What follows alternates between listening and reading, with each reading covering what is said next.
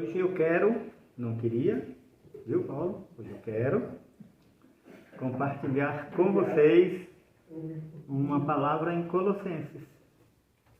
Na verdade, é praticamente o livro inteiro, mas a gente vai ler só um trecho bem pequeno, que começa no capítulo 1, nos versículos 3 a 7.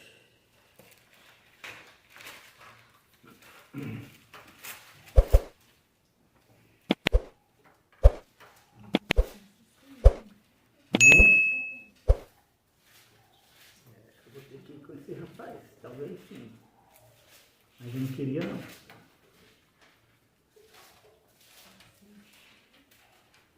Amém? Diz assim, Colossenses 1, de 3 a 7. Damos sempre graças a Deus, Pai de nosso Senhor Jesus Cristo, quando oramos por vós, desde que ouvimos da vossa fé em Cristo Jesus, e do amor que tendes para com todos os santos, por causa da esperança que vos está preservada nos céus, da qual antes ouvistes pela palavra da verdade do Evangelho, que chegou até vós, como também em todo o mundo, está produzindo fruto e crescendo.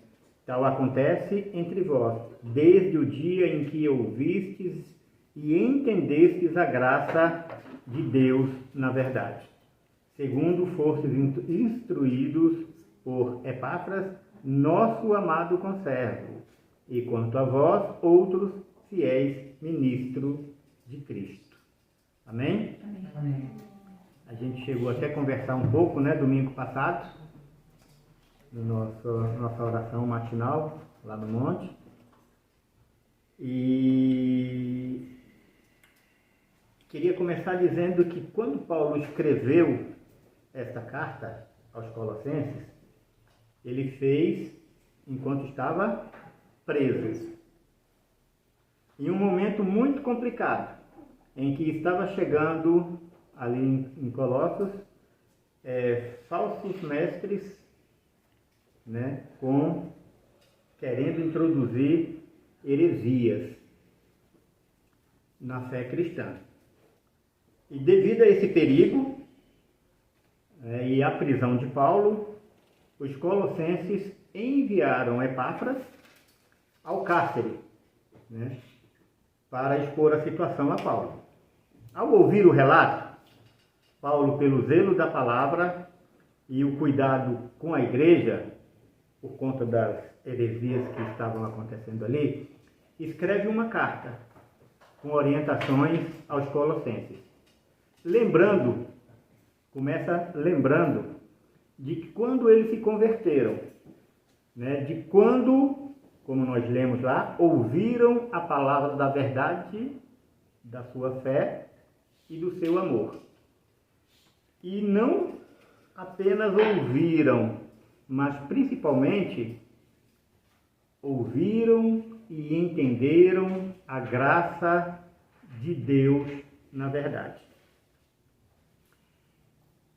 E no que diz respeito à graça, a gente já falou a respeito disso há menos de 20 anos, né? Foi? Não tem 2 meses, é menos de 20, não tem 2 meses, é menos de 20 anos. Tá certinho. Então, há menos de 20 anos nós falamos disso, está bem fresco na memória. Eu sou 20 anos. E entender a graça, falamos que entender a graça é agir da mesma forma que Deus age conosco. Tudo que quereis que os homens vos façam, façam vós primeiro a eles. Foi isso que nós vimos. Então, desta forma, Paulo dá início à carta, de certa forma, Paulo dá início à carta dizendo: qualquer ensinamento em desacordo com a palavra da verdade do Evangelho é heresia. E essa era a grande preocupação dele. Mais à frente, no capítulo 2, nos versos 4 e 8, Paulo pede para que não se deixem enganar por homens por palavras persuasivas, que tenham cuidado para que não se percam em suas filosofias, vaidades e suas tradições segundo os costumes do mundo e não segundo o costume de Cristo, e não segundo Cristo. Aquele povo que estava ali pregando heresias, segundo aquele livro, a Bíblia, livro por livro, Tim LaHaye, agora esqueci o autor.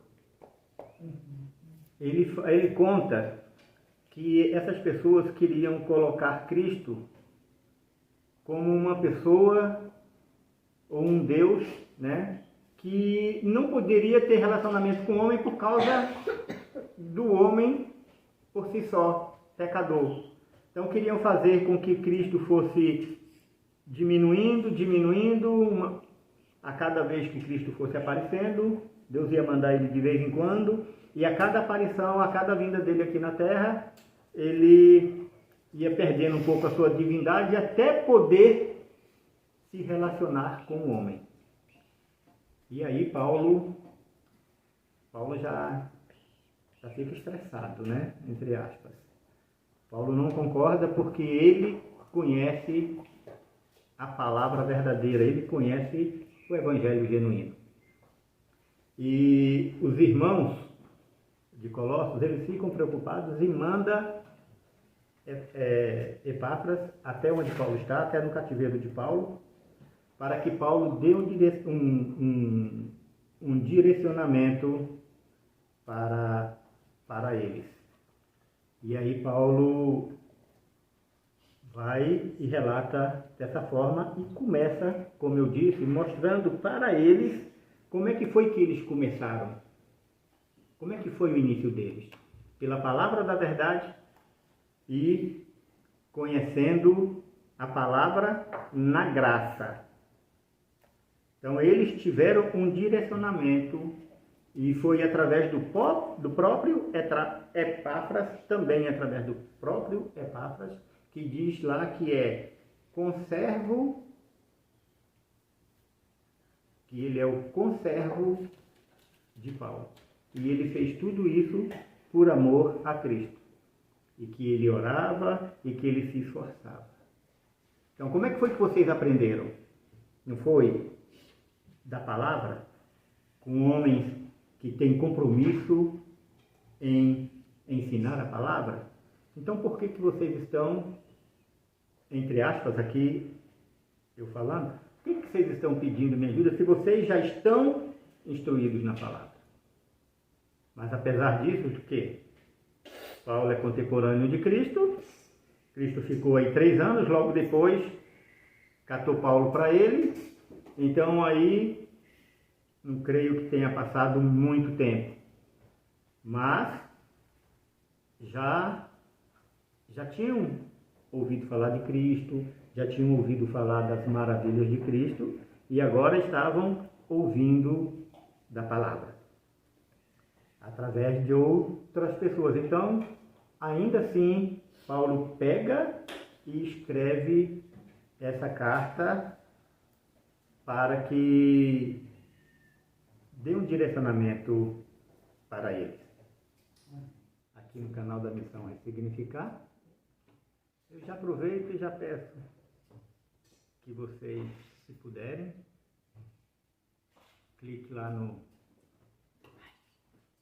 sininho, né, no like, e aqueles que também acharem que convém, compartilhem, será bom. Amém? Glória a Deus. Paulo pede para que não se deixe enganar, né, como a gente já viu, e que não sigam os rudimentos dele, mas o de Cristo. E o que eu acho interessante logo, antes de chegar essa palavra para mim, eu estava lendo, e aí a gente começa a pensar em alguma coisa para escrever, me veio uma outra passagem, que logo de cara eu não entendi e não vi nenhum contexto, nada relacionado, que fica em Ezequiel 33:11, que diz: vivo eu, diz o Senhor Deus, que não tenho prazer na morte do ímpio, mas sim em que o ímpio se converta do seu caminho e viva. Convertei-vos, convertei-vos dos vossos maus caminhos, pois por que morrereis, ó casa de Israel? Olhando assim separadamente só esses textos que eu estava lendo, parece que não tem, eu falando para mim mesmo, o que tem a ver um com o outro? Mas aí o que me veio? A cidade de Colossos, com certeza, a população não era 100% convertida. Eu não sei se em algum tempo, em algum momento do universo, não só Colossos, mas qualquer outra cidade, em qualquer lugar do mundo, chegou a ser 100% temente ao Senhor Deus. Não sei. Só Sobradinho mesmo. O 2 então? 1 e 2? Desta forma, Paulo, ele não se preocupava somente com pessoas convertidas, porque a carta estava sendo escrita a Colossos. Mas a preocupação era com todos, era com geral, porque a partir do momento que você escreve para alguém orientando para que se mantenha no caminho, qual é a função? Que todos aqueles que estão no caminho mostrem o caminho para outros, indiretamente ou diretamente, porque Paulo não fazia nada de qualquer forma, ele já estava mandando a carta, pediu para ler em outras igrejas, em outros locais, mas ao mesmo tempo estava falando. Mostre para todo mundo. Então ele estava falando para todo mundo. Se alguém que não anda bem de saúde ingerir alimento contaminado, irá agravar mais ainda o seu estado, podendo chegar até a morte. Agora presta atenção. Tudo aquilo que estava tentando ser inserido em Colossenses, essas heresias, era extremamente preocupante, que fez com que Paulo escrevesse essa carta, que fez com que a igreja lá de Colossos enviasse alguém para pedir orientação. Olhando assim de hoje, a gente olhando daqui assim, fica fácil, não dá para ser enganado dessa forma. Mas se a gente parar para olhar nos nossos dias de hoje, quantos enganadores existem por aí? Quantas pessoas são enganadas? E quantas vezes nós não já fomos enganados? É muito fácil. É muito fácil. Alguém com poder da eloquência, que fala bem, que tem o conhecimento, mas que transforma aquele conhecimento, aquela verdade maquiada e é mentira, acaba iludindo. E lá, graças a Deus, eles tinham alguém a quem recorrer para pedir ajuda. A Paulo.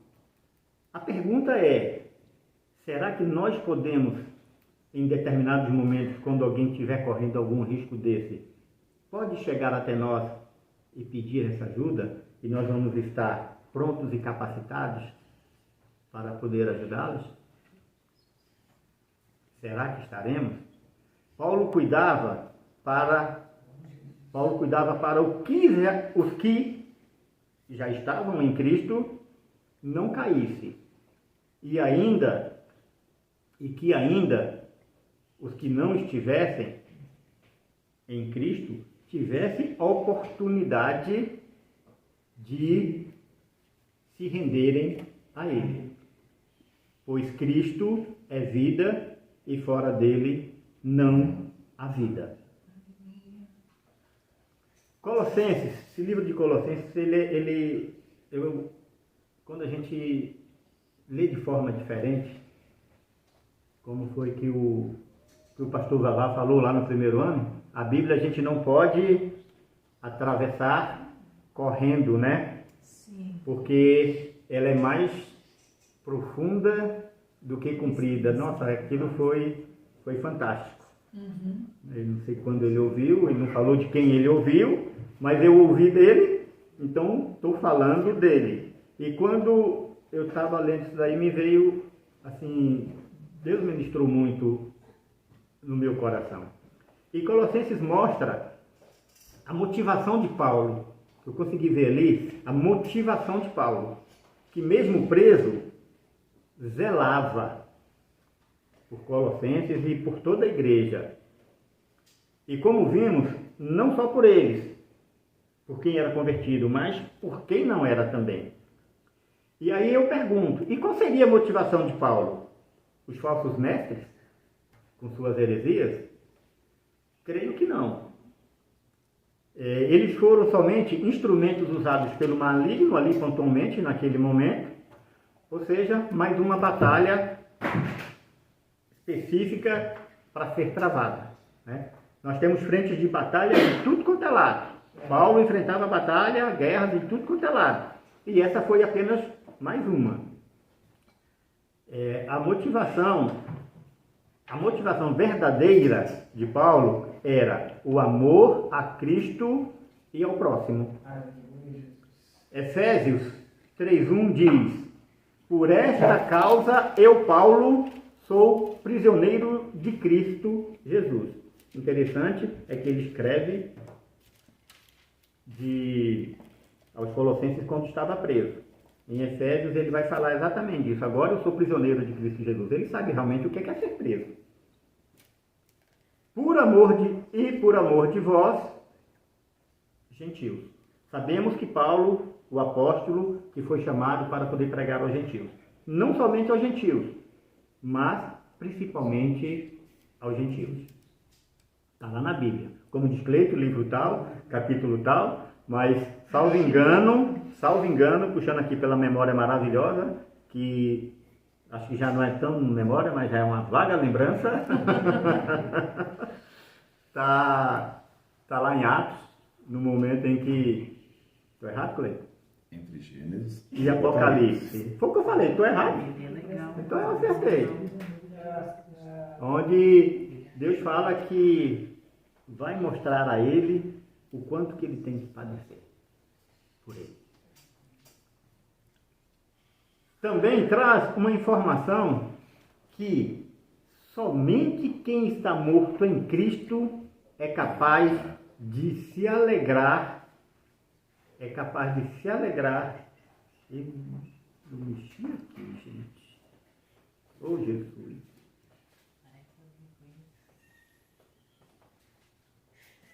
Creio, socorro.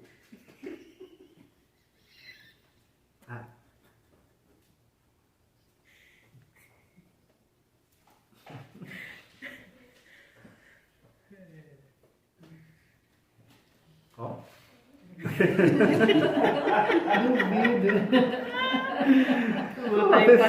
Botar editado na parte de Colossenses também traz uma informação muito interessante, que só quem é morto em Cristo é capaz de se alegrar a ver uma alma se render a Jesus Cristo. Só quem está morto é capaz de ver uma alma se render a Jesus Cristo.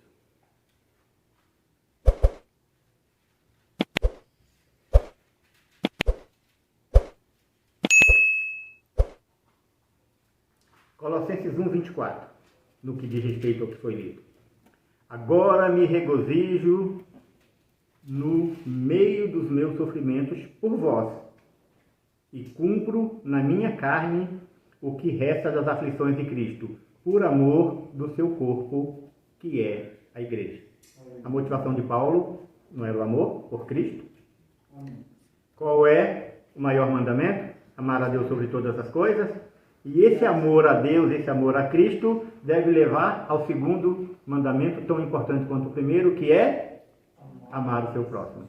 Então, automaticamente, o amor a Cristo tem que induzir ao amor ao próximo. E Paulo fez isso, a ponto de se alegrar, agora me regozijo, me alegro nos meus sofrimentos por vós.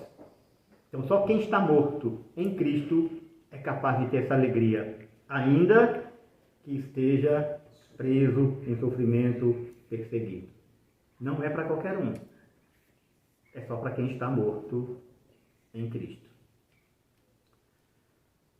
Com tudo isso que vimos até agora, o que eu posso falar para vocês? Para nós, né?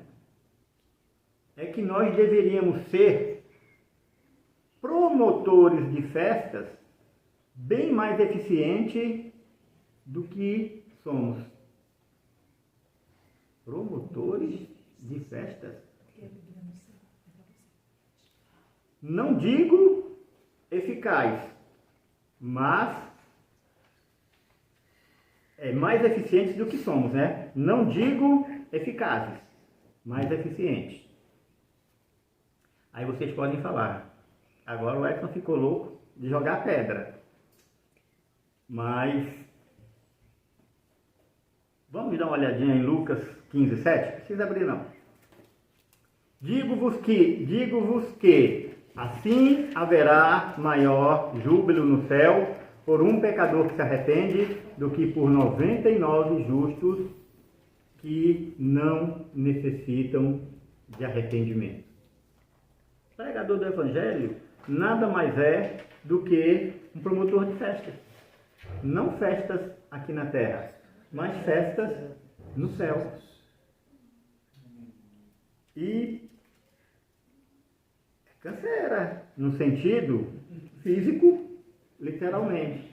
Porque é dolorido. Ser promotor de festa no céu vai ter que carregar uma situação bem complicada. E por que eu falei que esse promotor, que nós temos que ser eficazes? Eficiente e não eficazes. Porque ser eficiente, o que é ser eficiente?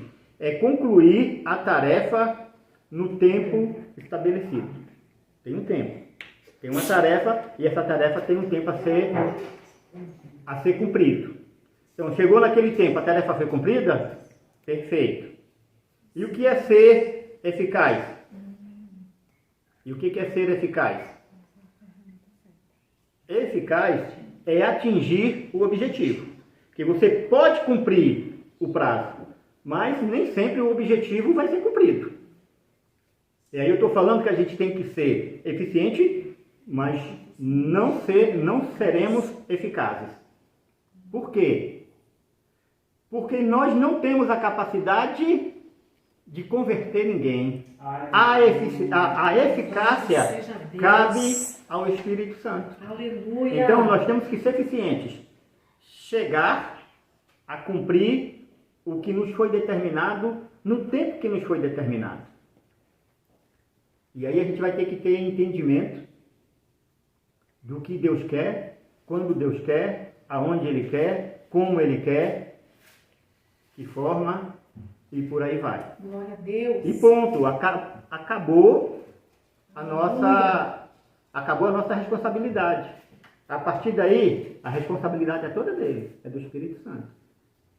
Se eu fui eficiente, a eficácia do Espírito Santo vai entrar em ação. Essa função da eficácia, ela é específica do Espírito Santo. Não nos cabe.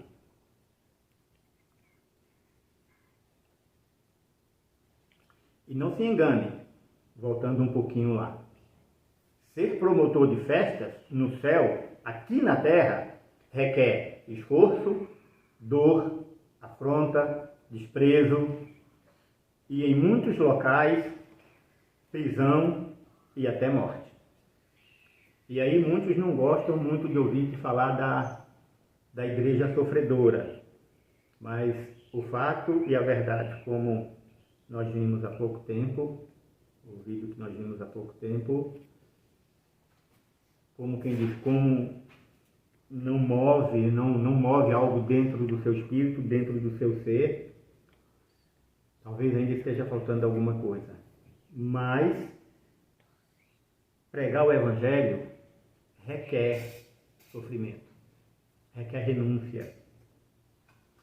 Vai gerar desprezo de pessoas porque você pensa dessa forma. E não se enganem. Os tempos, como eu costumo falar, os tempos dos fins estão muito próximos e a tendência, inclusive nos locais que são tranquilos, a tendência para que se cumpra a palavra é ir aumentando só esse nível. Aqui Paulo já deixa claro que nossa luta não é contra carne nem sangue, conforme escreveu em Efésios 6, ali a partir do versículo 10. E que os perigos devem ser enfrentados em oração, à luz da palavra, que gera transformação genuína. Ou seja, não é por qualquer um.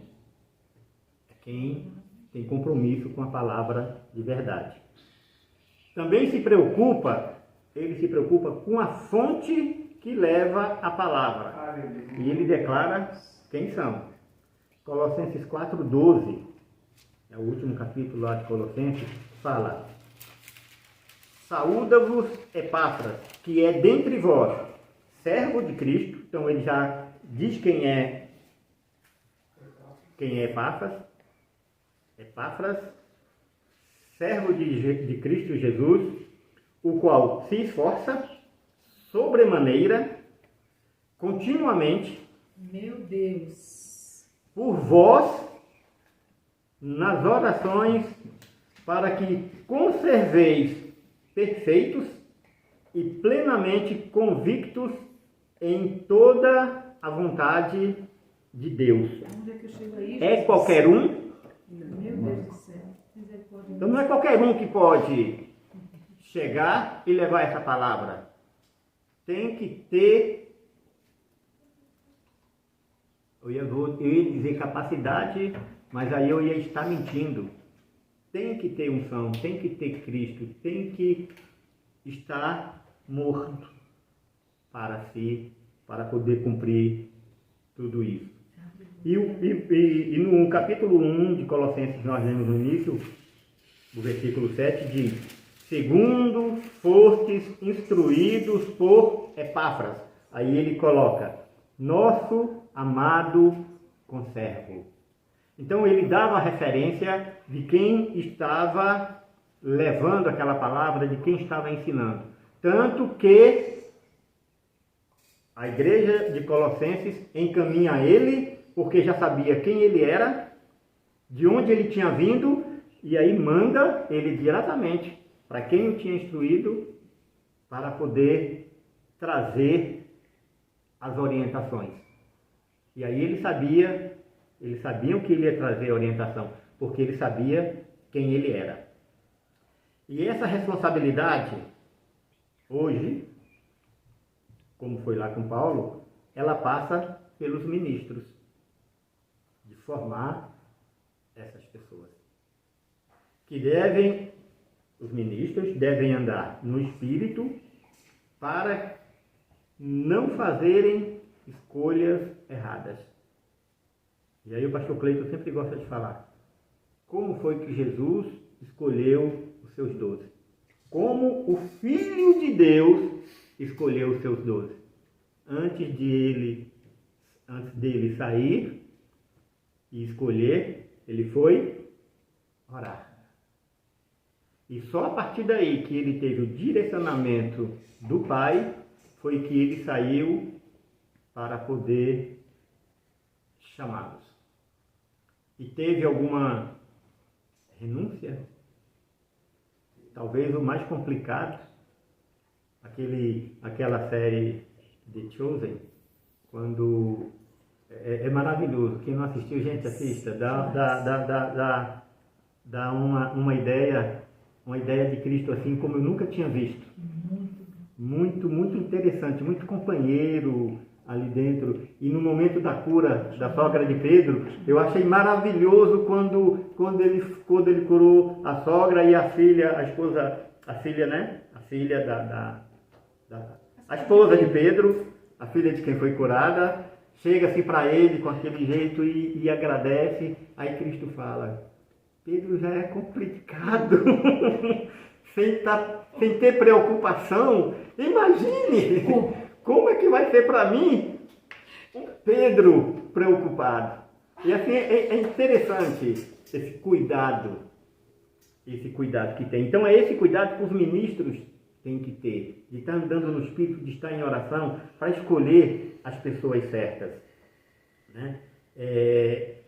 E querendo ou não, o primeiro quesito desses que vão ser escolhidos tem que ser servo. Podem naquele momento não estar demonstrando, mas o Espírito não erra. E se olhar para aquele que foi escolhido e falar não, por mais que venha aparentar ser como Samuel chegou na casa de Jessé e falou, certamente é esse, vai ser não, porque o Espírito falou que era não. E aí, de repente, quando o Espírito fala, é esse, por mais improvável que seja, vai ser ele. Porque em determinado momento, depois de ser lapidado, ele vai ser quem ele deverá ser. E nós seremos quem nós deveremos ser. Mas tudo isso vai passar pelo cuidado de quem cuida da igreja. Paulo fez isso. Os ministros de hoje também têm que fazer isso. E infelizmente nós vemos nos nossos tempos que muitos são escolhidos por posição, por meritocracia. Por favor, gente, minha língua quando embola já era. Meritocracia, é isso aí. E a gente vê muitos que entram por esse caminho e que mais tarde estão com as vidas destruídas e como falamos lá atrás. E aí, esses que não têm o evangelho genuíno, a comida e a bebida que gera vida para entregar, vai gerar o quê? Vai gerar morte, porque está alimentando com palavra contaminada. É uma responsabilidade muito grande. É muito grande essa responsabilidade. Por isso que quando nós, aqui da Missão Ressignificar, nós sentamos aqui na frente, a gente treme até as bases. E todo mundo que está aqui está doidinho para poder sair. Está doidinho para poder sair. Ninguém gosta de uma câmara. Mas enfim, o Senhor nos colocou nesse caminho. Então cabe a nós sermos eficientes. Deixa o Espírito Santo ser eficaz. Se nós conseguimos entender e conseguimos caminhar, nós estaremos cumprindo um pouquinho do que devemos cumprir. Amém? Que Deus abençoe. Que vocês possam receber verdadeiramente essa palavra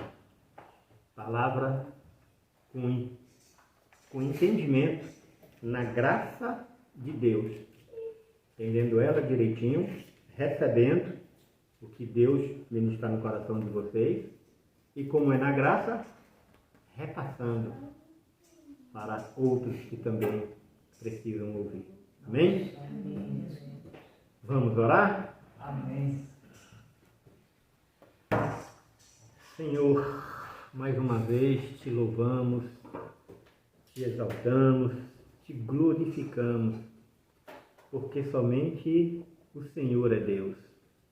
É o Senhor quem cuida, é o Senhor quem guarda, Pai amado, mesmo diante de dificuldades, mesmo diante de apreensões, mesmo diante, Pai amado, de tantas complicações que muitas vezes não são simplesmente, Pai amado, naturais, mas são propostas, Pai amado, principalmente pelo maligno, são guerras espirituais.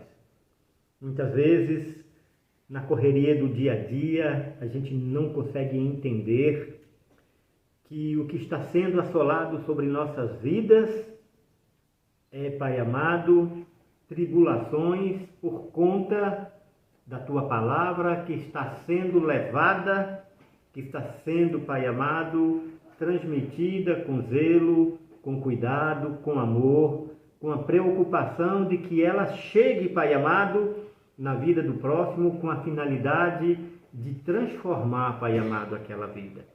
De levar, Pai amado, a Tua presença para que eles se permitem ser transformados.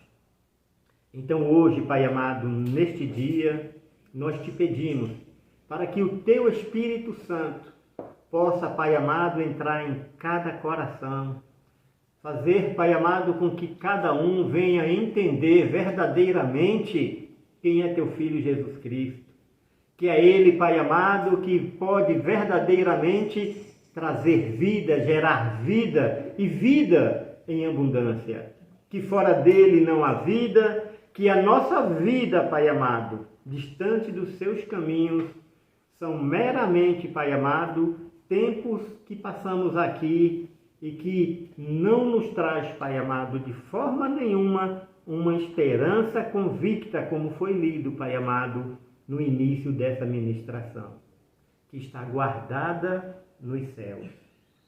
E é por isso, Pai amado, que eu te peço, visite os corações. Pai amado, chegue principalmente naqueles que estão endurecidos e que Teu Espírito Santo possa, Pai amado, assim como a água bate em pedra e ali, Pai amado, de tanto bater, ela vem a furar aquela pedra, que Teu Espírito Santo vá ministrando, Pai amado, constantemente, até que aquele coração endurecido se renda a Ti. E aí sim, Pai amado, vai haver muita festa no céu. Que o Senhor possa fazer da Tua igreja, Pai amado, verdadeiros promotores de festas. Que haja, Pai amado, muitas e muitas e muitas festas no céu, Pai amado, pelas vidas que serão, Pai amado, conquistadas aqui na terra, pela Tua palavra genuína, através do Teu Espírito Santo. Te louvamos e Te agradecemos, em nome de Jesus. Amém. Amém. Amém. Aí eu quase que eu tive.